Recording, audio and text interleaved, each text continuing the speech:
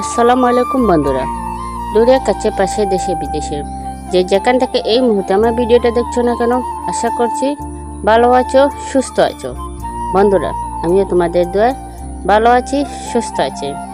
তো এখানে দেখেন বন্ধুরা, দুটো মোরগ কিনেছি। তো এগুলো জবাই করবো। এগুলো দেখেন ওরা নিয়ে খেলা করতেছে। এগুলো জবাই করবো। জবাই করে একটা মোরগ রান্না করবো আর একটা ফ্রিজে রাখবো। তো বন্ধুরা, যারা ভিডিওটা ক্লিক করেছেন প্লিজ একটি লাইক দিয়ে ভিডিওটা দেখা আরম্ভ করবেন। আর যারা আমার চ্যানেলটা সাবস্ক্রাইব করে নেন বন্ধুরা, প্লিজ চ্যানেলটি সাবস্ক্রাইব করে নেবেন। পাশে থাকা অল বাটনটি চাপে দেবেন যাতে আমি ভিডিও ছাড়ার সাথে সাথে নোটিফিকেশনটা চলে যায় তোমাদের পাশে। বন্ধুরা, সবাই ভিডিওটা বেশি বেশি করে শেয়ার করে দেবেন। তো বন্ধুরা, এখন দেখেন মোরগগুলো জবাই করে নেব। জবাই করে দেবে আর কি, আমি করব না, আর লোক আছে, লোকরা জবাই করে দেবে। তারপরে ওরা পরিষ্কার করে নেব। পরিষ্কার করে নিই আর রান্না করব। সঙ্গে থাকেন, দেখতে থাকেন, আশা করি ভালো লাগবে। তো এগুলো বাচ্চারা নিয়ে মোরগগুলোর সাথে খেলা করতেছে। আমি ভিডিও করতেছি, তাই ওরা কী করতেছে, মুরগ দুটোটা দেখেন দৌড়ে বসে আছে।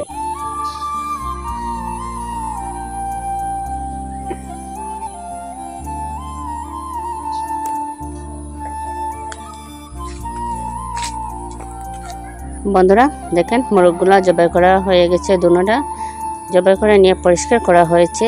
একটা মোরগ রেখেছি ফ্রিজে, আর এই যে একটা পরিষ্কার করে দিয়ে রেখেছি, পানি জড়ে গেছে। তাই এখন আমি এগুলো বসাই দেবো। চুলার মধ্যে বসিয়ে দিয়েছি কড়াই। মোরগটা আমি রান্না করে নেব। এখন আমার কড়াইটা গরম হোক বন্ধুরা, তাই দিয়ে দেব তেল। আমার কড়াইটা গরম হয়ে গেছে বন্ধুরা, তাই এখানে তেল দিয়ে দিয়েছি। এখন আমি 3-4 পিস ডালচিনি দেব,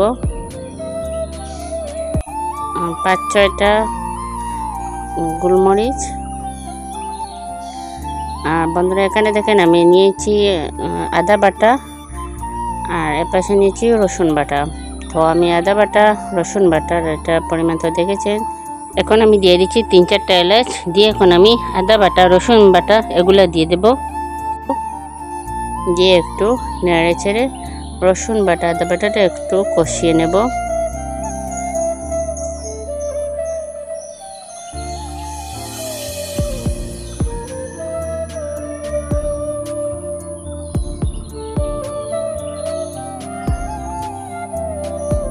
তো বন্ধুরা, এখানে দেখেন আমি নিয়েছি এক বাটি পেঁয়াজ। এখন এই পেঁয়াজগুলো দিয়ে দেব। দিয়ে নেড়ে চেড়ে পেঁয়াজটা আরও কিছুক্ষণ আমি কষিয়ে নেব। বন্ধুরা, মশলাটা যত কষানো হয়, যত ভালো করে কষাবেন, তরকারির স্বাদটাই ততই ভালো হয়। তো বন্ধুরা, এখানে পেঁয়াজটা কষানো হচ্ছে। এখানে আমি নিচে দেখেন হলুদ, ধনে গুঁড়া, মরিচের গুঁড়া, গরম মশলার গুঁড়া। তো এখন বন্ধুরা আমি এগুলা ঢেলে দেব কড়াইয়ের মধ্যে।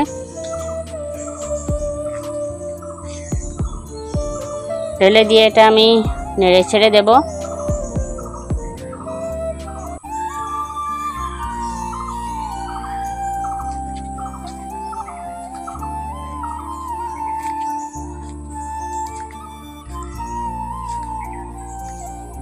তো বন্ধুরা, এটা আমার মশলাটা নেড়ে ছেড়ে দেওয়া হয়ে গেছে। যে এখানে আমি নিয়েছি টমেটো, এগুলো আমার গাছ থেকে পেড়ে নিয়ে আসছি। পেড়ে নিয়ে ধুয়ে পরিষ্কার করে টমেটোগুলো আমি কেটে নিয়েছি বন্ধুরা। কেটে নিয়ে এখন আমি টমেটোগুলো ঢেলে দিচ্ছি মশলার মধ্যে। তাই মশলাটা টমেটোটা আমি ভালো করে কষিয়ে নেব, যাতে মশলার সাথে সাথে টমেটোটা গলে যায়। তো এটা দিয়ে আমি ভালো করে নেড়ে ছেড়ে দিচ্ছি।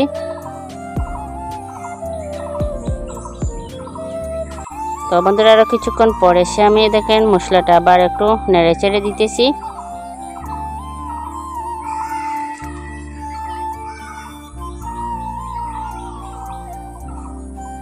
এখন বন্ধুরা আমি দিয়ে দেবো একটু পানি। একটু পানি দিয়ে মশলাটারে আমি আবার ভালো করে একটু কষিয়ে নেব।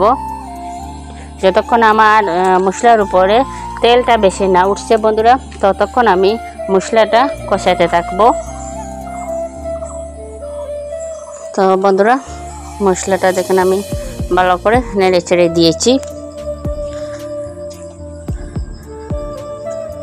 তো আবার আরও কিছুক্ষণ পর আসছি বন্ধুরা, এসে দেখেন আমার মশলার উপরে যে তেলটা বেশি উঠেছে। তাই এখন আমি দিয়ে দেব 1 বাটি দুধ, লিকুইড দুধ 1 বাটি আমি দিয়ে দিয়েছি। দিয়ে এটা নেড়ে ছেড়ে দেব, দিয়ে এরকমভাবে 5-7 মিনিট রান্না করব। মশলাটা দুধটা একসাথে কষাবো, দুধটা একটু শুকিয়ে আসবে। তো বন্ধুরা দেখেন 5-7 মিনিট পরে আমার দুধটাও শুকিয়ে গেছে অনেকটা। তাই আমি এখন মুরগির মাংসগুলা ঢেলে দিচ্ছি।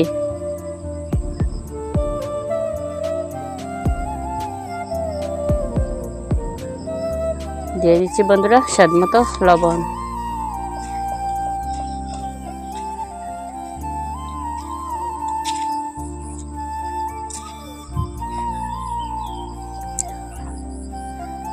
স্বাদ মতো লবণ দিয়ে বন্ধুরা এখন আমি এটা নেড়ে ছেড়ে দেব।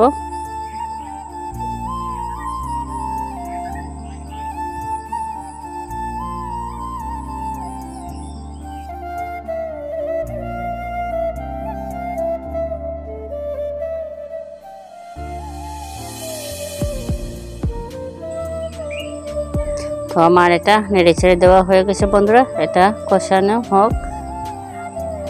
মাংস থেকে যে পানিটা বাইর হবে, পানিটা বের হয়ে শুকিয়ে যাক। তো আর কিছুক্ষণ পর আসছে বন্ধুরা, দেখেন আমার মাংস থেকে যে পানিটা বাইর হয়েছে, মাংস থেকে যে পানিটা বের হয়েছে পানিটাও অনেকটা শুকাচ্ছে। তো একটু আমি নেড়ে ছেড়ে দিতেছি, পানিটা মাংসের যে পানিটা আর একটু শুকাবে। পানিটা শুকানোর পরে আমি জল দেব।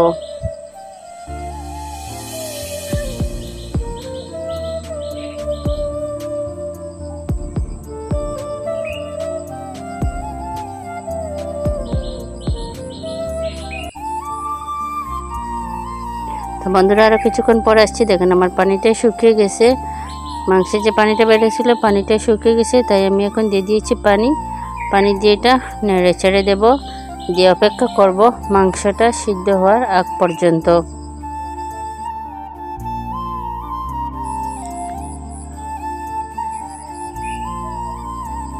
তো বন্ধুরা আমার তরকারিটা হয়ে গেছে, দেখেন আমি তরকারিটা নামিয়ে নিয়েছি, নিয়ে একটা বাটিতে সার্ভ করে নিয়েছি বন্ধুরা। তো আজকে আমার দেশি মুরগি রান্নার রেসিপিটা কীরকম হয়েছে অবশ্যই সবাই কমেন্ট করে জানাবেন। সবাই ভালো থাকবেন, সুস্থ থাকবেন। আল্লাহ হাফেজ।